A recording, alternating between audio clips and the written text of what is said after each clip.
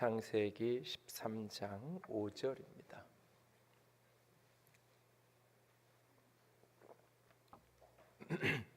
(5절에서부터) 18절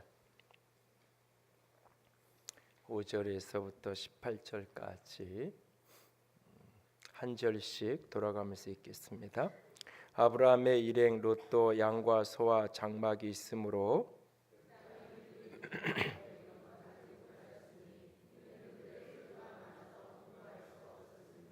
그러므로 아브라함의 가축의 목자와 롯의 가축의 목자가 서로 다투고 또 가나안 사람과 브리스 사람도 그 땅에 거주하였는지라.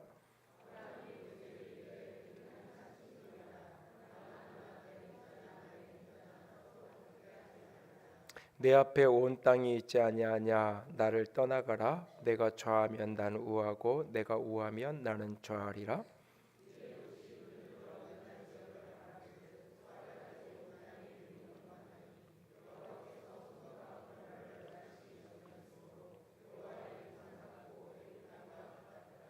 그러므로 롯이 요단 온 지역을 택하고 동으로 옮기니 그들이 서로 떠난지라.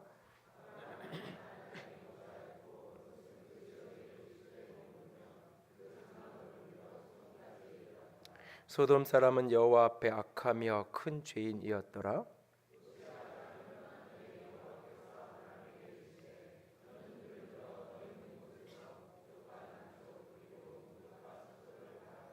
보이는 땅을 내가 너와 내 자손에게 주리니 영원히 이르리라.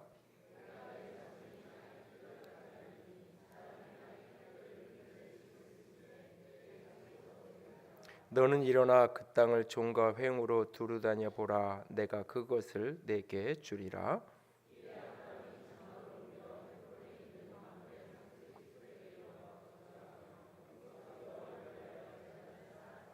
아멘. 기도합니다. 주님, 주께서 말씀하시기 원합니다. 연약한 종을 십자가에 가려주시고 살아계신 주님만 온전히 드러나는 영광의 시간으로 붙들어 주시옵소서. 주님만 의지하고 주님만을 사모하며 우리 주님 예수님 이름으로 기도드렸습니다. 아멘. 어느 날 아파트 지역의 추장이 나이가 많이 들어서 이제 새로 후계자를 선출해야 될 때가 되었다고 합니다. 아파트 지역의 미래를 짊어질 새로운 추장을 뽑기 위해서 여러 후보자를 추리기 시작합니다. 체력과 지혜, 인품을 다 고려하고 탁월한 가장 뛰어난 젊은이를 뽑습니다. 아파트 지역의 전통을 따라서 젊은이들은 말타기, 활쏘기를 비롯한 그런 사냥 기술과 길찾기, 인디언의 씨름 등 갖가지를 통해서 경쟁을 하면서 추려갑니다. 최종적으로 3명의 용사들이 후보로 뽑혀졌습니다. 그 3명의 후보들을 향해서 추장은 이렇게 이야기합니다.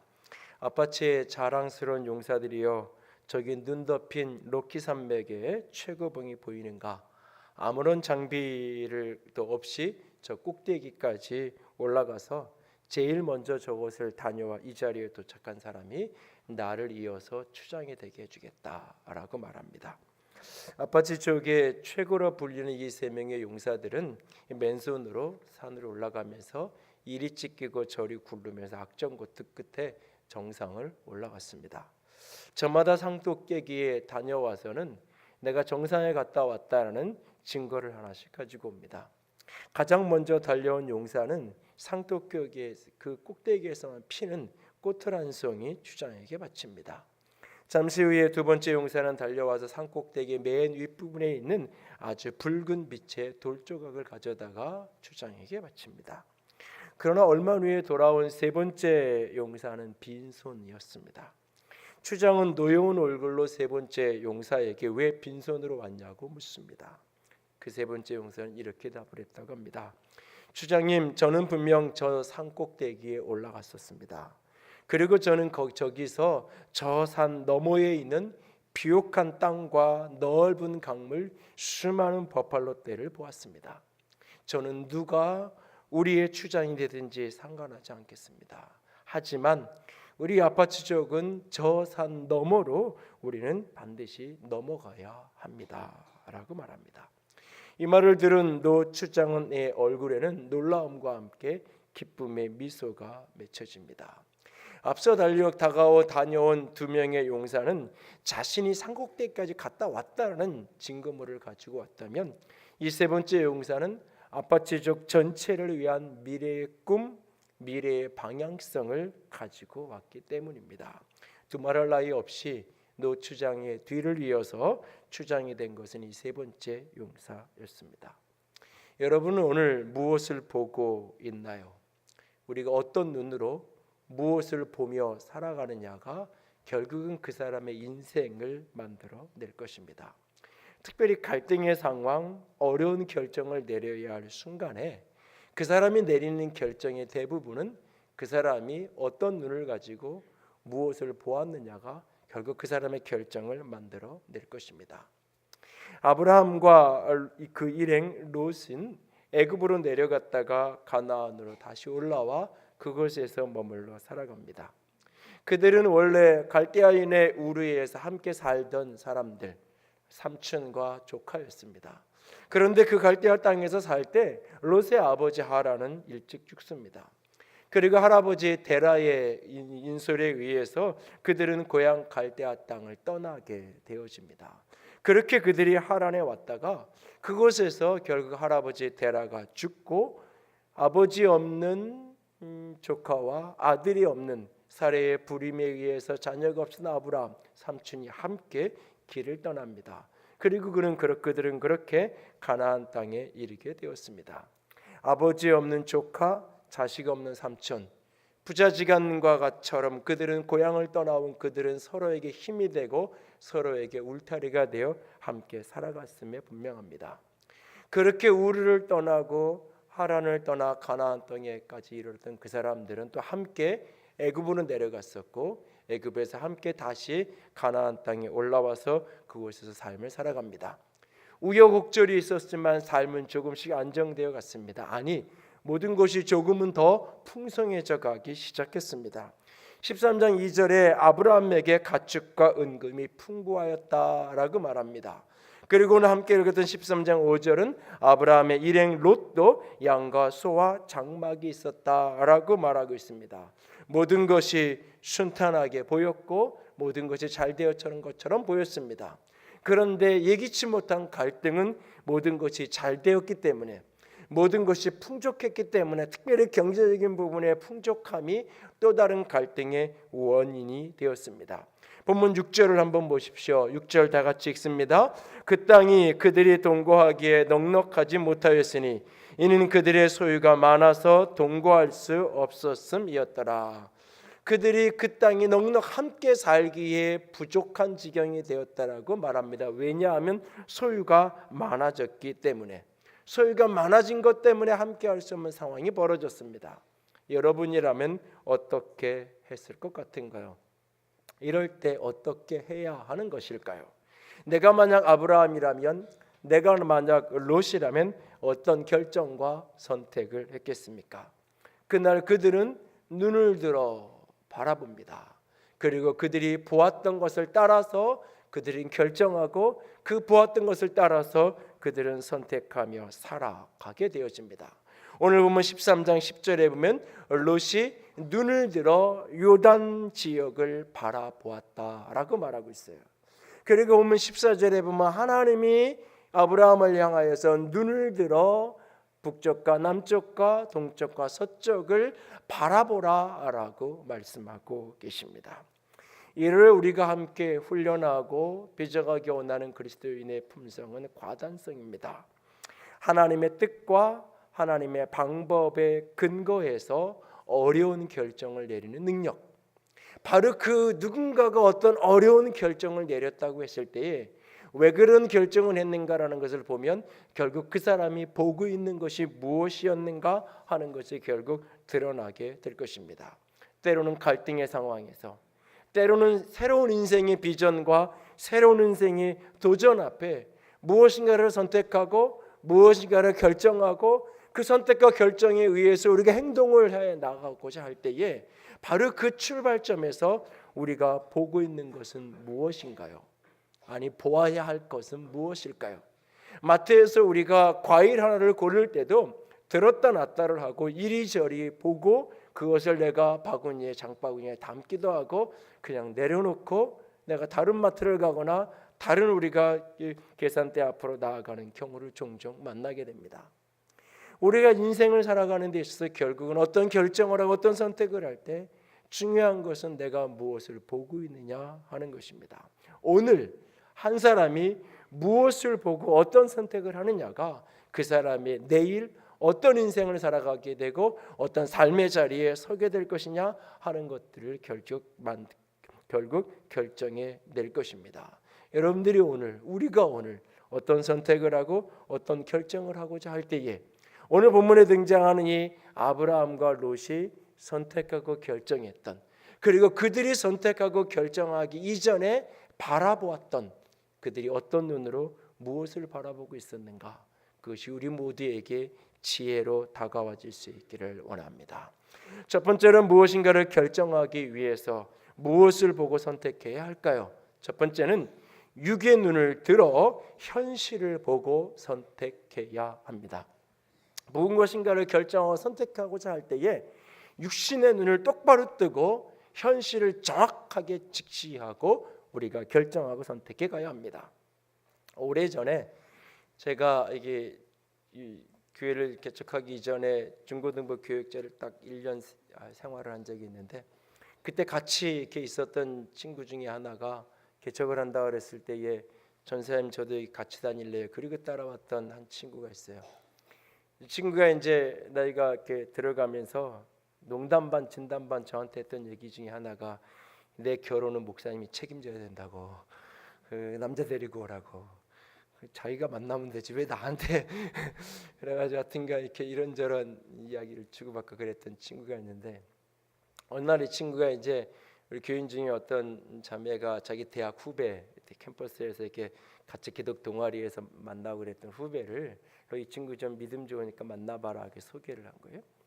이 친구한테 이렇게 어떤 남자를 원하냐고 물으면 늘 하는 얘기가 뭐냐면 저는 믿음 좋은 하나님 앞에 신실한 그런 형제면 된다 그랬어요.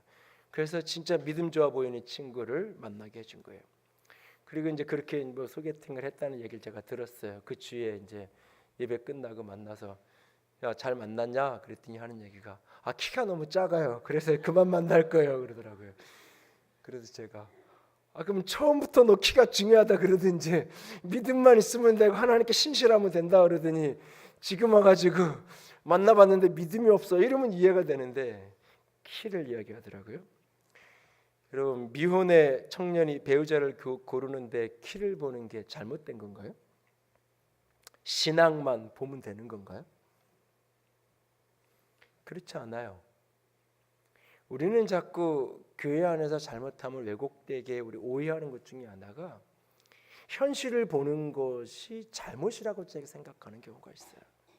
조건과 환경을 내가 정확하게 살피는 것이 믿음 없는 것이라고 자꾸 오해해요. 그렇지 않아요.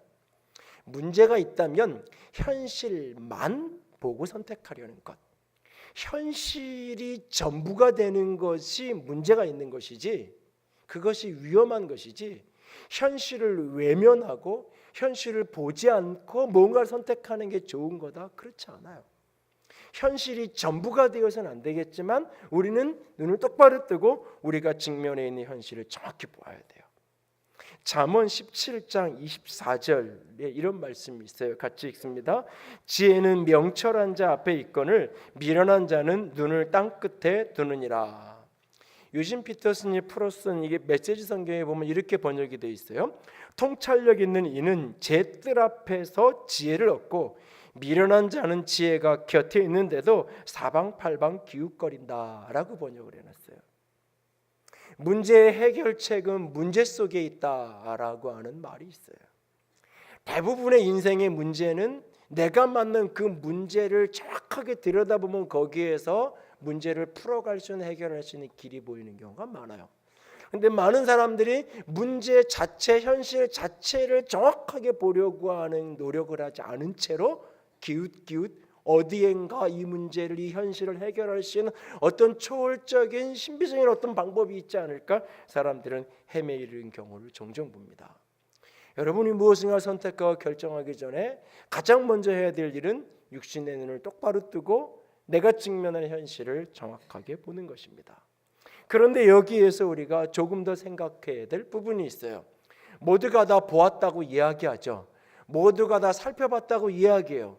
근데 어떤 사람의 눈에는 보이는 게 어떤 사람의 눈에는 보지 않아요.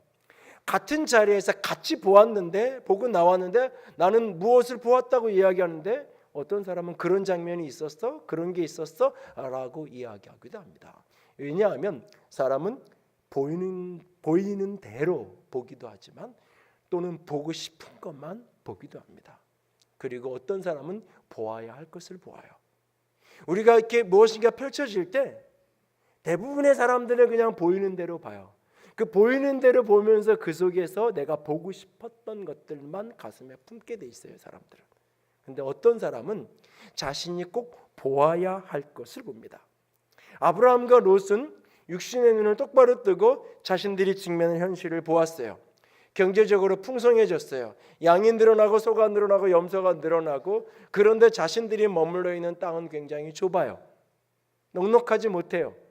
그리고 주변을 보니까 가나안 사람, 브리스 사람들이 이미 땅을 다 자리 잡고 있어서 그냥 마음대로 여기 지금 있는 자리에서 확장하면 제일 좋은데 있는 자리에서 확장하는 게 쉽지 않아요.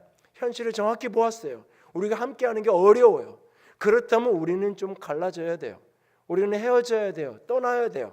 서로가 미워서가 아니에요. 싫어서가 아니에요. 현실이 우리가 함께하는 것을 허락하지 않아요. 그 현실을 정확하게 들여다보는 거예요. 그리고 그들은 그러면 이제 이 현실을 인정하고 우리가 평화롭게 우리가 조금 떠나서 갈라져서 새롭게 우리가 좀 인생을 살아가 보자라고 하는 결정을 하게 돼요. 그리고 그들이 떠나가기 위해서 보는 그 현실 속에서 여기에서 이제 아브라함과 롯이 보는 것이 갈리게 돼요. 그날 롯이 바로 그 시점에 눈을 들어 보기 시작하는 것을 보게 됩니다. 그들은 지금 베델과 아이 사이 어디만쯤 있었다 그래요. 그런데 이 베델은 해발 800m, 해발 900m가 거의 가까운 고지대예요. 그러니까 구름산이 200m 조금 넘잖아요. 한 4배 정도 되는 그런 고지대, 산악지대.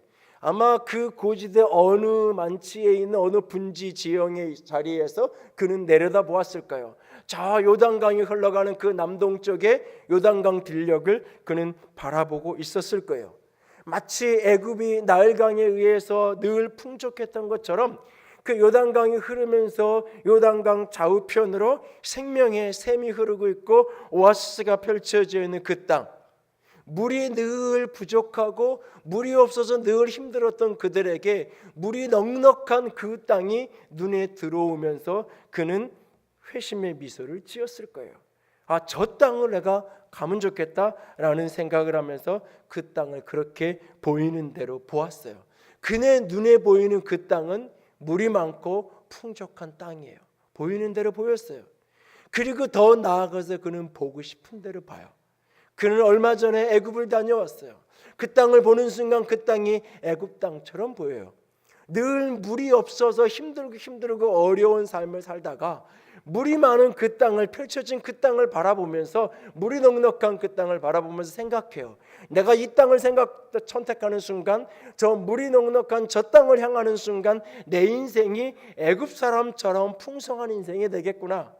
애굽에서 보았던 그 부유한 사람들처럼 내 인생이 더 풍족하고 더 넉넉하고 더 아름다운 인생이 되겠구나라고 생각하게 됩니다. 물이 넉넉한 땅을 보이는 대로 보고 그 다음부터는 보고 싶은 대로 보는 거예요. 이 땅을 가면, 이 땅을 선택하면 내 인생이 애굽에서처럼 그렇게 애굽 사람처럼 풍성해지겠구나라는 생각을 하기 시작합니다. 그리고 그는 그 땅을 선택하고 그 요단 동편을 향하여 걸어가는 것을 보게 되죠. 그러나 아브라함은 보이는 대로 보는 것으로 끝나지 않고 보아야 할 것을 보아했어요. 그래서 그가 롯이 떠나간 이후에 하나님은 아브라함에게 말씀하세요. 눈을 들어서 내가 서 있는 곳에 남쪽과 북쪽을, 동쪽과 서쪽을 바라보라고 말씀하세요. 그 땅을 종과 횡으로 행하여서 다녀보면서 그것을 살펴보라라고 말씀하고 계세요. 보이는 대로 보고 싶은 것만 보지 말고 내가 보아야 할 것을 눈 똑바로 뜨고 동서남북 종과 행을 다 다녀보면서 내가 보라고 하나님은 아브라함에게 말씀하세요. 그날 느헤미야가 예루살렘에 총독으로 부임했던 그날, 느헤미야는 성벽이 무너지고 예루살렘 성문이 불탔다는 소식을 듣고 주저앉아서 통곡하며 슬퍼하며 울고 하나님 앞에 자신의 인생을 헌신하고 내어드려서 그 성문을 다시 붙이고 다시 세우고 그 성을 다시 쌓아 올리는 일에 자신의 삶을 헌신해 드립니다. 그리고 하나님께 기도하면서 헌신을 아닥사스 왕에게 이야기했고 왕은 그것을 기꺼이 허락합니다. 그래서 건축을 위해서 이 느헤미야를 예루살렘의 총독으로 임명을 해 주었고 그 일에 필요한 재정적인 후원을 다 하고 그 일에 필요한 행정적인 절차까지 아닥사스 왕이 다 맞춰 주었어요. 그리고 느헤미야는 예루살렘 성의 총독으로 부임을 하게 되었어요. 그런데 그곳에 온 느헤미야는 무슨 이유인지 3일 동안 아무 일도 하지 않아요. 사흘 동안 그냥 침묵 속에 머물러 있어요. 그리고 그 밤 깊은 시간에 그는 몇몇 수행 비서들만 데리고 길을 나가요. 그 무너진 성벽을 이 끝에서 저 끝까지 곳곳을 살펴보기 시작하는 거예요. 그리고 불타버린 그 성문을 가서 그는 자세히 살펴봐요. 이제 남은 거는 그 땅에 있는 유다 백성들의 마음을 하나로 모아서 건축 허가도 다 났고 자금도 다 있어요. 문제는 사람만 동원이 되면 돼요. 그 유다 사람들에게 모든 것을 이야기하고 우리를 위해 성문을 다시 붙이고 다시 세우고 성벽을 다시 쌓아 올리자고 사람들의 마음만 모으면 돼요. 그런데 그는 서두르지 않아요.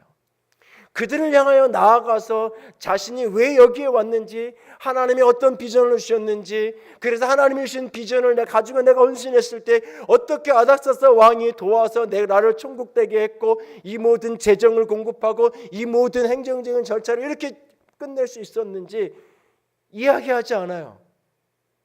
그리고 그 전에 그는 먼저 그 무너진 형편을 정확하게 살피는 거예요. 그 밤에 나아가서 구석구석 이 문에서 저 문까지를 살펴요. 불타오른 걸 다 확인을 해요. 이야기 들었어요. 보고서도 받았을 거예요. 그러나 그는 자기 눈으로 직접 가서 점검하고 확인한 이후에요. 내가 직면한 현실, 우리가 해야 될 공사가 어느 정도의 규모고 지금 파괴된 게 어떤 상황이고 불탄 게 어떤 상황인지를 자기 발로 자기 손으로 만지면서 확인한 이후에야 그 다음에 백성들을 모아놓고 자신이 준 비전과 하나님의 인도하심을 나누고 함께 이 일에 헌신하자고 도전하는 모습을 우리는 보게 됩니다. 여러분, 무엇인가 결정해야 되는 순간에 눈을 똑바로 뜨고 보세요. 제가 고등학교 때 선생님이 하셨던 이야기 중에 지금도 기억하는 것 중에 하나가 술집 여자는 다 이쁘다 그러더라고요. 왜 이쁘냐면 술에 거나하게 취해서 보니까 다 이쁘고 조명빨에 화장빨에 안 이쁜 여자가 없다 그러더라고요. 그러면서 하시는 얘기가 꼭 그렇게 이뻤던 여자를 맨정신에 태양빛 아래서 맨 얼굴을 한번 보라고, 그러고도 이쁘면은 또 가도 된다고. 그러면서 이제 남자 학교였으니까 이제 남자 선생님들이 그런 얘기를 했던 기억이 나는데, 여러분 결혼을 하고 얼마 살고 나서 사람들이 그러잖아요. 저 사람이 변했다고요. 변하지 않았어요. 원래 그런 사람이에요. 내가 그걸 못 봤을 뿐이에요. 내가 보고 싶은 것만 봤을 뿐이에요. 그 사람은 변한 게 아니에요. 그 사람은 나를 속인 게 아니에요. 그 사람은 계획과 의도를 가지고 나를 속인 게 아니에요. 내가 그걸 보지 못한 거예요. 근데 이제 내 눈에 보인 거예요. 이제 내 눈에 보인 거예요. 이제 내 눈에 보이기 시작한 거예요. 현실을 정확하게 내가 이제야 조금씩 인식하고 받아들이기 시작하고 있을 뿐이에요. 그런데 이제 내 눈에 보이는 걸 자꾸 상대방이 감추고 속였다가 이제야 이렇게 한다고 달라졌다고, 상대방은 너무 힘든 거예요. 나는 달라진 게 없어. 나는 그대로인데 왜 나한테 이러는지. 여러분, 인생의 많은 부분 속에서 현실을 정확히 봐야 돼요. 현실을. 가서 보고 만져보고. 믿음으로 산다는 것이 현실을 보면 안 되는 거라고 오해하고 계신가요? 신앙하는 것은 현실에 눈 감고 살아야 된다라고 착각하고 계신가요? 그렇지 않습니다. 현실을 똑바로 보십시오. 다만 보여지는 것을 보고 싶은 대로만 보지 말고 보아야 할 것을 보십시오. 그래야 후회하지 않아요. 여러분들이 오늘 이 순간 보아야 할 것을 보기 위해서 내가 직접 가봐야 되고 직접 겪어봐야 되고 직접 만나봐야 될 어떤 일들이 어떤 사람이 있나요? 직접 가서 만져보고 직접 가서 겪어보세요. 적어도 내가 햄버거집을 하겠다 그랬으면 햄버거집 아르바이트를 3개월은 해보고 나서 나 이런 거 해볼게요 얘기를 해야 되는 거잖아요. 적어도 이 생활이 어떤 것인지 멀찍이서 보는 거하고 계산대에서 이게 해서 보는 거하고 겪어서 살아보는 거랑 다른 건데 보고 똑바로 보고 결정할 수 있게 원합니다. 두 번째로는 우리가 마음의 눈을 뜨고 마음의 눈을 들어서 사람을 보고 선택해야 됩니다. 육신의 눈을 들어서 현실을 보아야 되고 두 번째로는 마음의 눈을 뜨고 마음의 눈을 열고 사람을 보아야 돼요. 교회 안에서 종종 이런 이야기를 하죠. 신앙은 사람 보고 하는 거 아니고 하나님 보고 하는 거라고요. 맞는 이야기예요. 그런데 그것은 영성이 깊은 사람에게 맞는 이야기예요. 그냥 대부분 그런 이야기를 누구에게 해요? 신앙이 어린 초신자들에게 그런 이야기를 하잖아요. 영성이 깊어서 그냥 하나님이 보여요. 눈만 감으면 하나님이 보여요. 이 고개를 돌리면 여기에도 하나님이 계시고 이쪽에 여기도 하나님이 계세요. 그러면 사람 보고 신앙생활 할 필요 없죠. 하나님 보고 신앙생활 하면 돼요. 근데 앞을 봐도 하나님이 보이지 않고 뒤를 봐도 안 보이고 어디를 봐도 하나님을 안 보여요. 온통 사람밖에 안 보여. 그런데 그 사람에게 사람은 보지 말고 신앙을 하나님 보고 하는 거야. 이건 너무나 어려운 이야기예요. 굉장히 무책임한 이야기인 동시에 굉장히 위선적인 이야기예요. 사실은 내가 좋아하는 사람, 내가 존경하는 사람이 거기에 있어요. 그럼 내가 가고 싶은 거잖아요. 내가 좋아하는 사람, 내가 사랑하는 사람이 그 일을 너무 즐겁게 해요. 그럼 나도 그 일을 같이 도와주고 하고 싶은 거잖아요. 무엇인가 결정할 때 사람을 보는 건 잘못된 게 아니에요. 문제가 있다면 사람만 보는 게 문제일 뿐이에요. 문제가 있다면 사람만 보고 선택하는 게 문제인 거지 사람을 보는 것은 잘못된 게 아니에요. 선택의 순간 아브라함의 눈에는 사람이 보였어요. 롯의 눈에는 사람이 보이지 않았어요. 아브라함의 눈에는 롯이 보였어요. 근데 롯의 눈에는 아브라함이 보이지 않았어요. 그래서 아브라함은 롯을 불러다 놓고 이 갈등의 상황, 내 목자들과 조카의 목자들이 서로 다투는 상황이 벌어졌을 때에 롯을 불러다 놓고 아브라함은 이렇게 이야기합니다. 본문 8절입니다. 8절과 9절 다 같이 읽습니다. 아브라함이 롯에게 이르되 우리는 한 친족이라 너나 나나 내 목자나 서로 다투게 하지 말자. 내 앞에 온 땅이 있지 아니하냐? 나를 떠나가라. 내가 좌하면 나는 우하고 내가 우하면 나는 좌하리라. 갈등의 순간 여기에 중요하게 아브라함이 선택했던 선택의 원리가 여기에 등장을 해요. 특별히 사랑하는 사람들과 가까운 사람들과 갈등이 생겼을 때의 선택의 원리. 첫 번째 원리, 우리는 싸우면 안 돼. 원문은 원컨대 제발 우리 다투지 말자. 다투게 하지 말자. 싸우면 안 된다. 두 번째, 현실이 우리가 헤어질 수밖에 없다. 현실을 수용하고 새로운 비전을 향해서 걸음을 떼자. 새로운 가능성을 향해서 나아가자. 현실을 인정하고 떠나가기로 결정해요. 세 번째, 자기 자신을 부인하고 내려놓죠. 기득권을 포기하는 거예요. 마땅히 내가 삼촌이니까 내가 여기 선택하고 너 저쪽으로 가라고 할 수 있지만 그것을 스스로 포기하고 내가 좌하면 내가 우하고 내가 우하면 내가 좌하겠다라고 어른이 자기의 가진 권위를 내려놓는 거예요. 내가 그래도 한 살 나이가 많이 먹었으니까 당신 내 말 들어. 이게 아니에요. 그 연상인 아내하고 사는 친구가 그래요. 꼭 싸우다가 어려운 상황이 되면 너 몇 살이야? 그런다는 거예요. 어디 동생이 어른이 힘 있는 사람이 위에 조금이라도 더 위에 있다고 여기는 사람이 기득권을 내려놓고 양보하는. 아브라함이 이 대범한 선택을 하게 된 근거가 뭐예요? 아브라함이 롯을 불러서 처음에 하는 얘기가 뭐예요? 우리는 한 친족이다. 우리는 한 친족이다. 친족이라는 이 말은 형제라는 단어예요. 원문이. 우리는 한 형제다. 조카인데 조카라고 얕잡아 보는 게 아니에요. 나랑 동등한 내 동생인 것처럼 같은 레벨에 놓고 우리는 형제야. 그러니까 우리는 다투면 안 돼. 우리는 형제야. 근데 현실은 이래. 그러니까 우리가 좋게 헤어지자. 그런데 내가 기득권을 포기할게. 네가 먼저 좋은 데 선택해. 아브라함은 이 선택의 순간 롯이 보이는 거예요.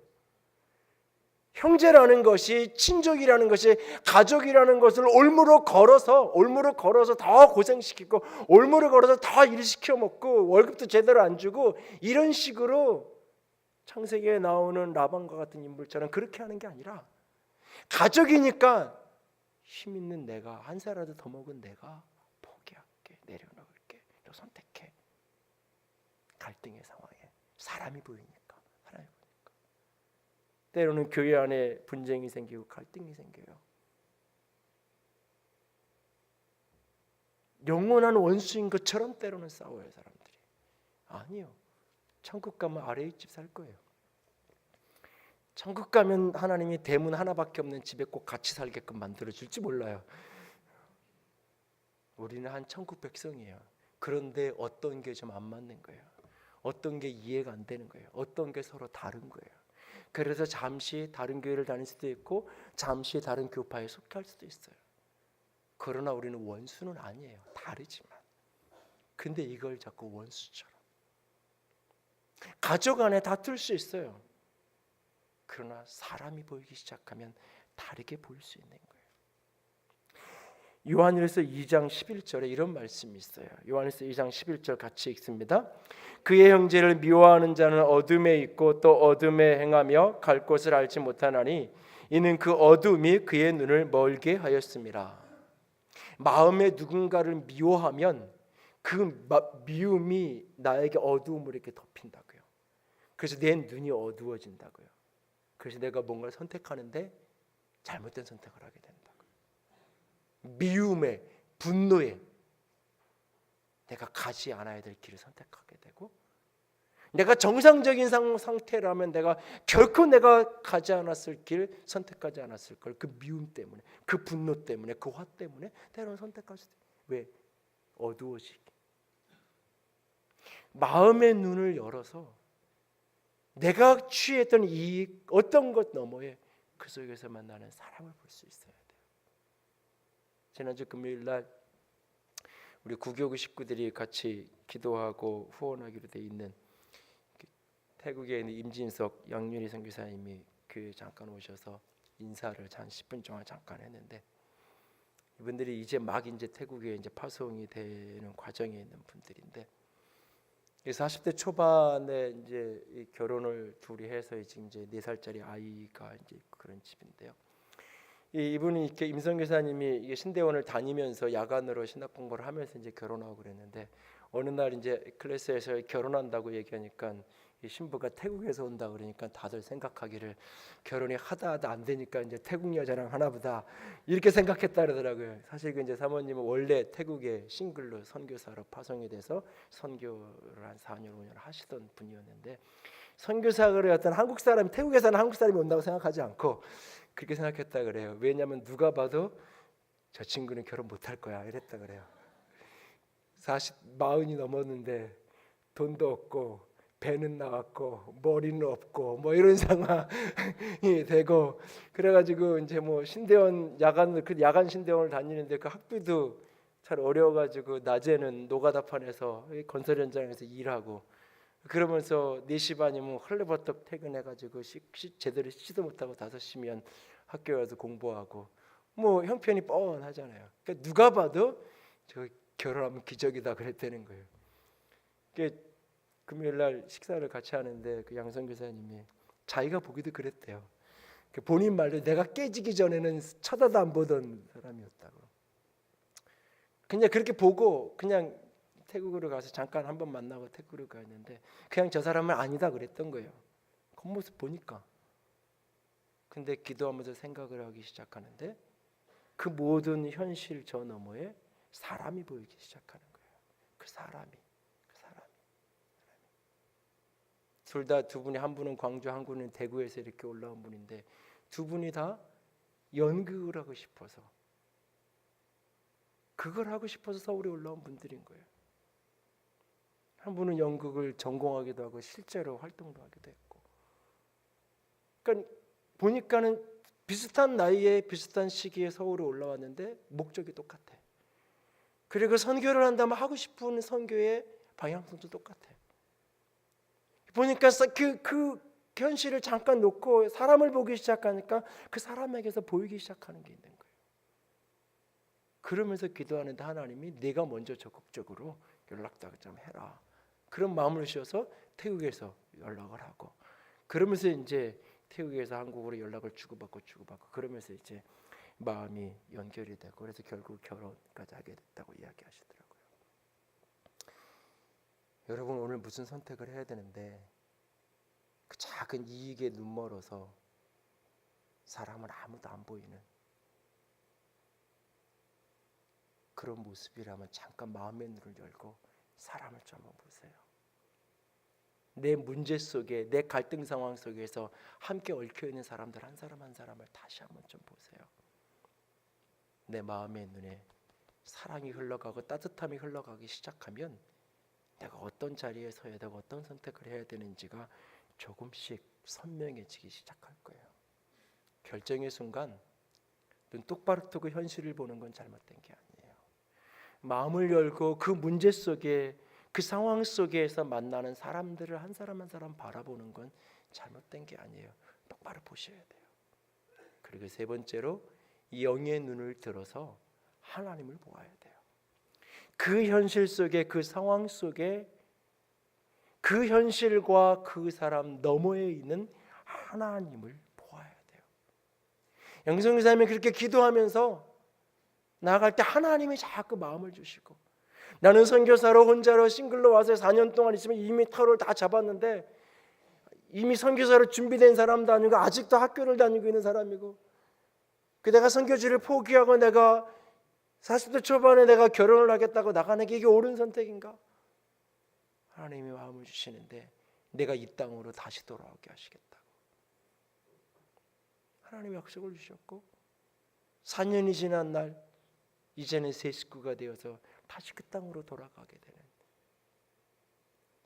눈에 보이는 현실을 정확히 보는 건 맞아요. 보아야 돼요. 눈 감지 말아야 돼요. 그 속에서 만나는 사람 한 사람 한 사람 마음을 열고 봐야 돼요. 그런데 거기서 끝이 아니에요. 그 너머에 일하시는 하나님을 보아야 돼요. 그래서 시편의 시인은 내 눈을 열어서 주의 율법에서 놀라운 것을 보게 해달라고 기도하기도 하잖아요.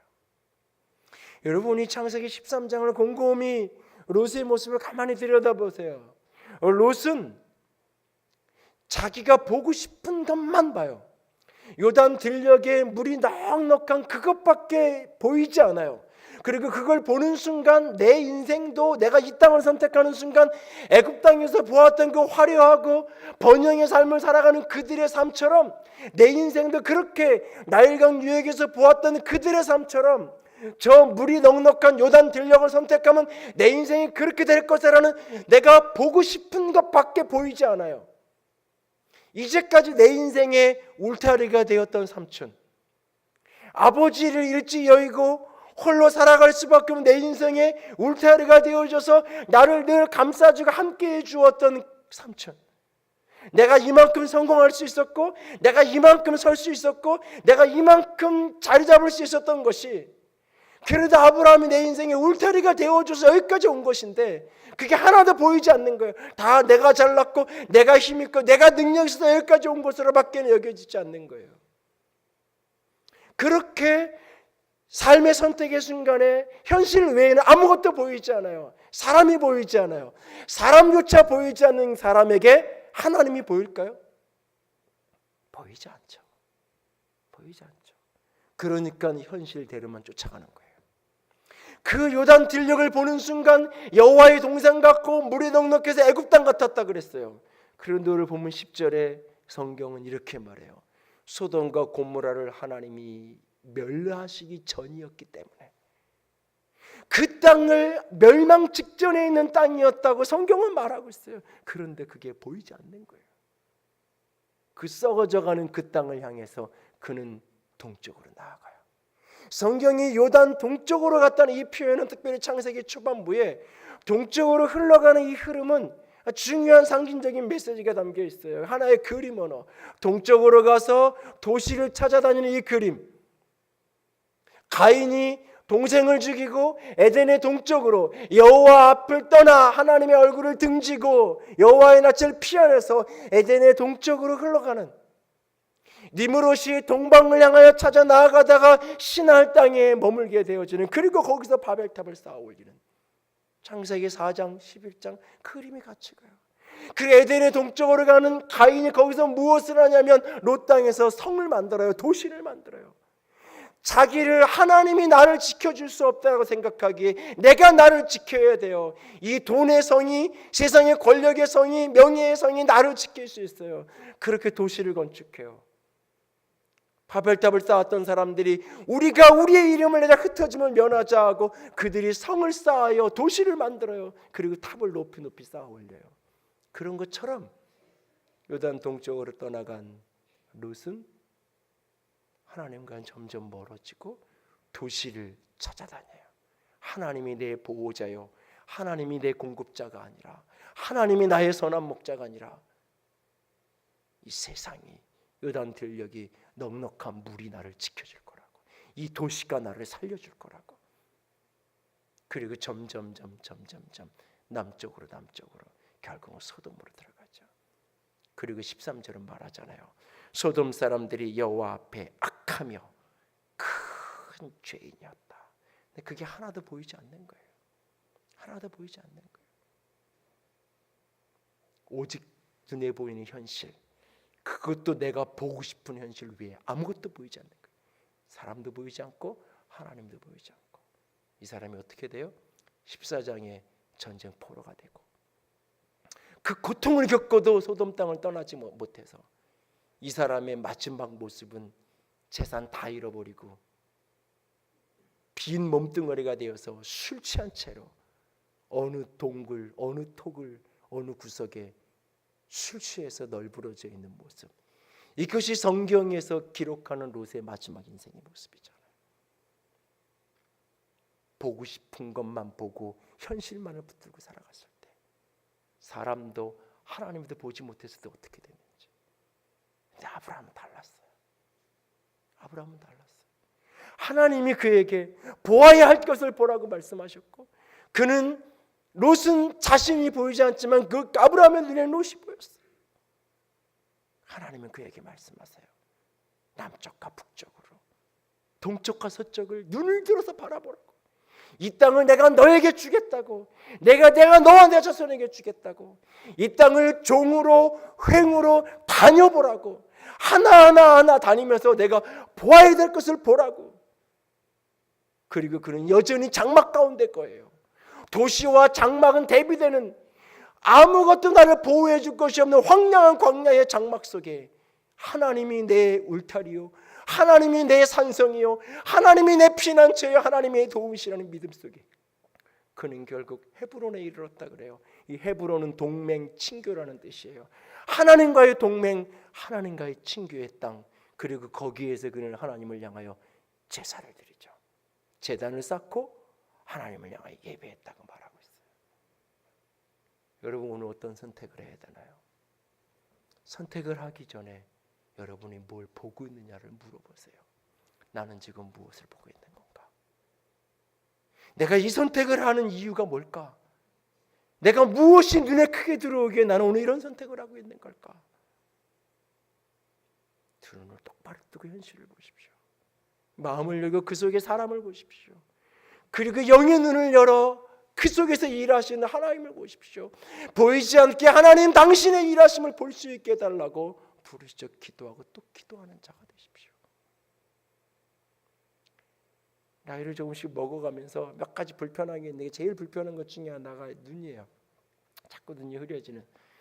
이 책을 좀 몰입해서 이렇게 보다가도 자꾸 눈 때문에 자꾸 눈을 떼야 되고 좀 먼 데를 창문을 내다봐야 되고 이게 불편하기도 하고 어떨 때는 짜증이 나기도 하고 그래서 그러다가 어느 날 이렇게 성경을 한번 찾아보자. 눈 흐린 사람들.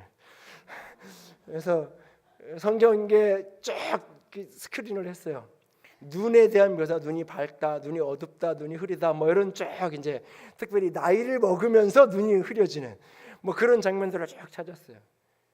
어느 날 신명기 34장에 모세를 딱 보니까 와, 이 하나님 모세처럼 되게 해주세요. 120세가 됐는데 눈이 흐려지지 않고 기력이 쇠해지지 않았더라. 이게 기도 제목이다. 그랬는데 창세기에 보면 두 인물이 딱 대비가 되면서 제 눈에 다 오버랩되면서 제 가슴에 기도 제목으로 삼아진 장면이 있어요. 창세기 27장과 48장의 장면인데 27장에 보는 이삭의 이야기고 48장은 야곱의 이야기예요. 이삭이 나이 많아 눈이 어두워졌다라고 또 이야기해요. 야곱이 나이 많아 눈이 어두워졌다고 이야기해요. 나이가 들어서. 둘 다 나이가 들어서 눈이 그러니까 흐려진 게 아니라 어두워서 보지 못하는 지경이 됐어요. 그런데 이 이삭은 보지 못하니까 아들도 구분을 못해요. 아들도 구분하지 못해요. 그래서 분별하지 못했다라고 얘기해요. 분별하지 못하고 축복했다고 이야기해요. 사실은 그 속에 보면 20장을 더 깊이 보면 어떤 별미, 육적인 욕망에 사실은 눈이 먼 거예요. 하나님의 비전과 하나님의 약속보다는 내 먹는 것 하나. 그래서 결국은 보지 못해요. 분별하지 못해요. 근데 창세기 48장에 보면 요셉이 자신의 두 아들을 데려다가 아버지 눈 어두워진 아버지 앞에 놓고서는 기도해달라고 이야기하는데 이렇게 손으로 걸려서 기도를 해요. 아버지 그게 아닙니다. 이쪽에 있는 아들이 큰 아들이에요. 야곱이 이렇게 얘기해요. 나도 안다. 내 아들아 나도 안다. 이삭은 눈이 멀어 자기 아들들을 구분 못하는데 야곱은 눈이 멀어도 자기 손자를 정확하게 구분해내고 있어요. 나도 안다. 그도 한 분깃의 기업을 얻게 될 것이다. 그러나 작은 자가 더 큰 것을 얻게 될 것이다.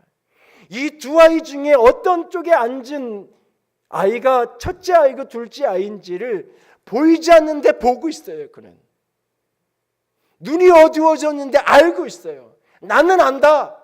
내가 안다. 아들아 내가 안다. 이 두 장면을 보면서 제가 하나님께 기도했어요. 세월이 흘러가면 흘러갈수록 자꾸 보는 게 좁아져요. 현실을 정확히 보겠다고 이야기하면서도 이 사고 자체가 점점 이렇게 축소되는 것 때문에 자꾸 좁게 보게 돼 있어요. 현실만 자꾸 크게 보이게 돼 있어요. 만나는 사람들도 만나는 사람들만 자꾸 좋은 사람들만 편한 사람들만 만나게 돼 있어요. 만나는 사람도 점점 줄어들어요. 사실은. 그러면서 점점 시각도 삶도 왜곡되게 되는 거예요. 그래서 내가 어렸을 때 비판했던 어떻게 저럴 수 있을까?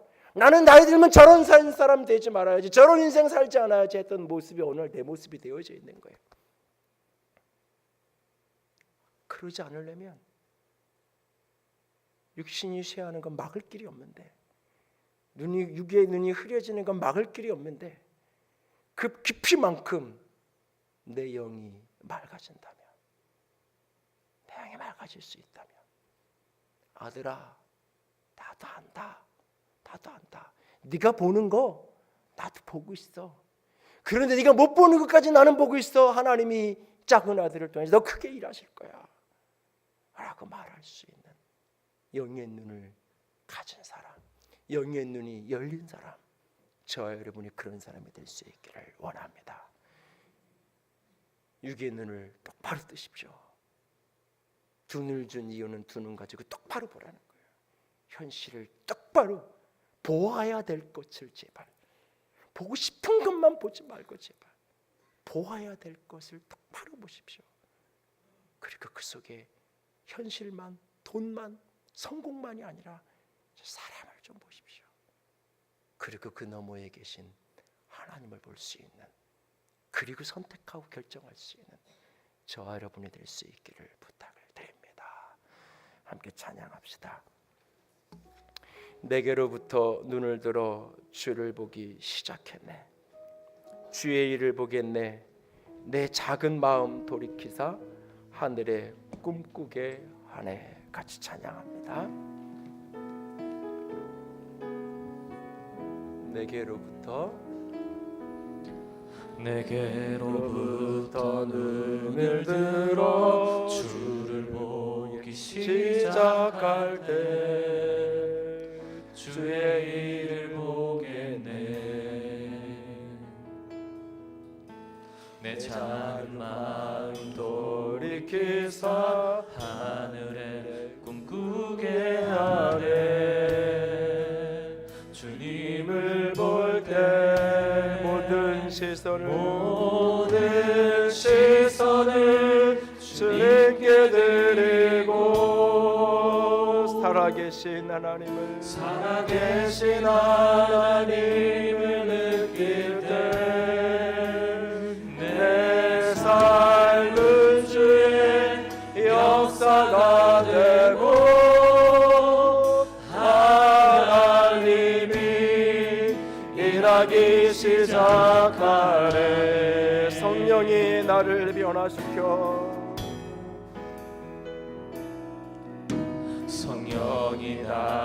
변화시켜 모든 두려움 사라질 때 주의 일을 보겠네. 황폐한 땅 한가운데서 주님 마음 알게 되리. 주님을 볼 때 모든 시선을 주님께 드리고 전능하신 하나님을 느낄 때 세상은 주의 나라가 되고 하나님이 일하기 시작하네. 모든 시선을 주님께 드리고 살아계신 하나님을 느낄 때 내 삶은 주의 역사가 되고 하나님이 일하기 시작하네. 이 시간 같이 기도합니다. 주님, 눈을 들어 바라보기 원합니다. 육의 눈을 들어 보아야 할 걸 보는 자가 되게 하시고, 마음의 눈을 들어 사람의 마음을 보게 하시고, 영의 눈을 들어 하나님의 운행하심을 보게 하여 주시옵소서. 내 눈을 열어 주시옵소서. 내 눈을 열어 주시옵소서. 함께 기도합니다. 사랑의 하나님, 영광의 하나님, 아버지의 영광으로, 아버지의 생명으로,